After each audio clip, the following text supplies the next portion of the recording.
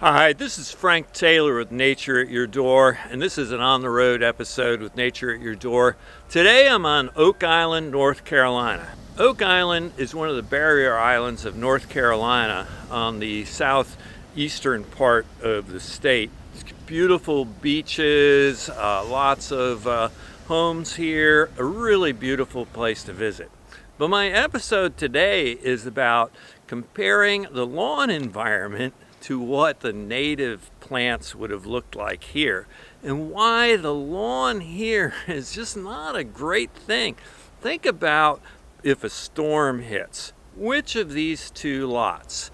This one that's just grass, and this one that's made up of all kinds of trees, cedars, live oaks, swamp oaks, yaupon holly, wax myrtle, and many others. Look at the stability here. So this episode is all about comparing the lawns that are maintained here in a very artificial way and what native plantings could do to help this, not only for wildlife, but for the protection of the homes and the integrity of the island itself.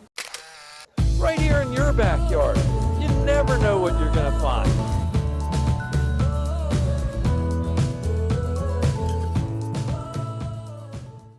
So let's first consider this lawn mowed habitat from both an ecological perspective and an economic cost perspective that's here around many of the homes and rental properties here at Oak Island. The first thing you got to point out is that this lawn habitat, this grass like this, is not natural. It's not a part of the natural local ecosystem. What is a local ecosystem? Well, just look across the street here.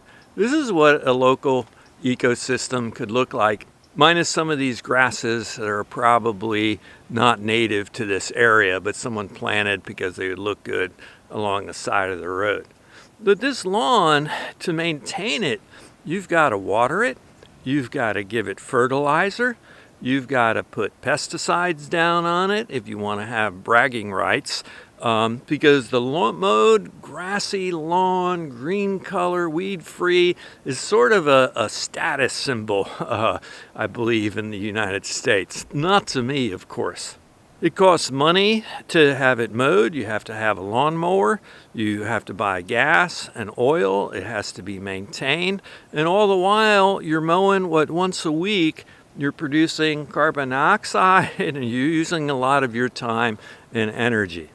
The temperature of this habitat will quickly heat up. There's no buffering.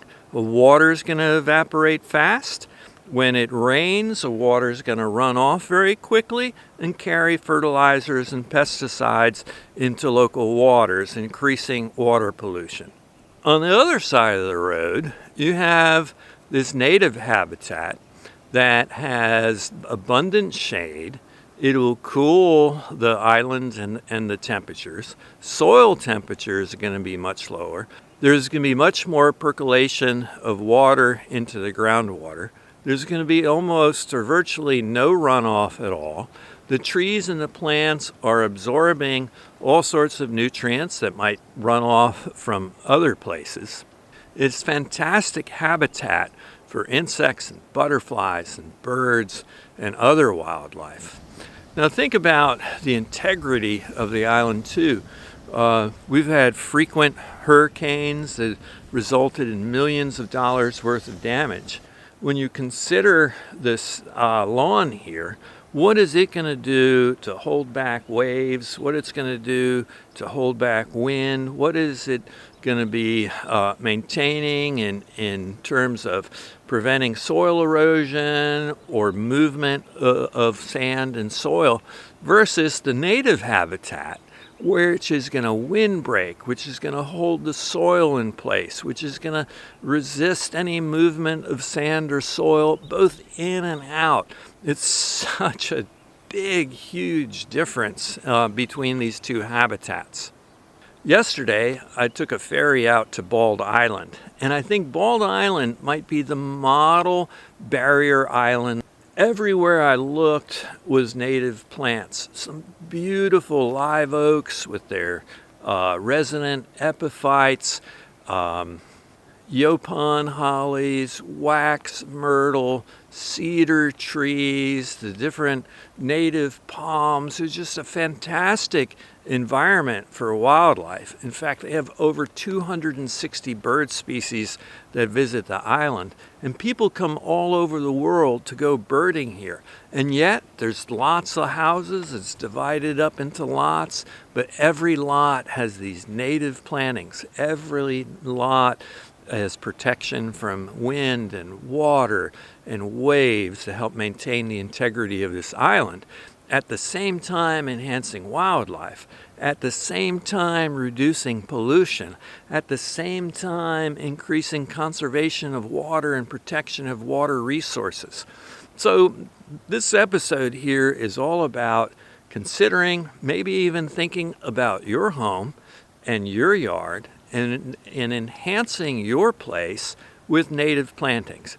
Maybe not letting it go wild like this, but certainly anything you can do to create beds or shrubs or areas around your lot with native plants is going to help the local environment. It helps maintain lower temperatures. It helps reduce evaporation of water. It increases the holding of soil and nutrients.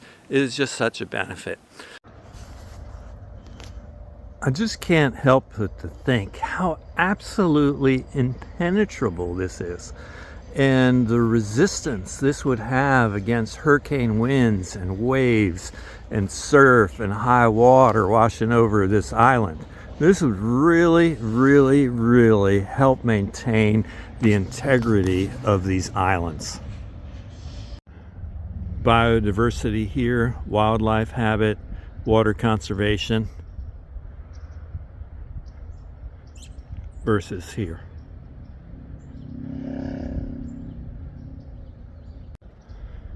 Think of how this would break wind, surf, waves versus this. That house is completely unprotected. I hope I don't sound too repetitive, but I can hear the surf breaking here. And I look at this kind of habitat and think how the waves and floods and wind would just break over this just completely uninhibited without stopping a thing. Also, think of the biodiversity in a place like this, the different kinds of plants and animals versus the biodiversity here in this mowed section here. It's just this comparison to me is absolutely staggering. So this was just a quickie episode. I didn't want to go into a whole lot of detail, but I was just really confronted with the difference here between these lawn habitats that are artificially maintained with energy and time, and money and chemicals and fertilizer versus the native vegetation. So it's all about aesthetics as well, and what do people regard as beautiful in their area. And I'm hoping that maybe if you watch this video that you might consider looking at doing some more native plantings around your house. Thanks for watching this episode of Nature at Your Door. And remember, if you like what I do on this channel, please subscribe, give me a like, and leave me a comment. I really love hearing from my viewers, and I try to get back to every single person that comments. And remember, I cover all things nature, from frogs, toads, snakes, turtles, the myriapoda, insects, trees, wildflowers, and fungi. I cover all the things you might encounter just outside your door. So thanks again for watching this episode of Nature at Your Door.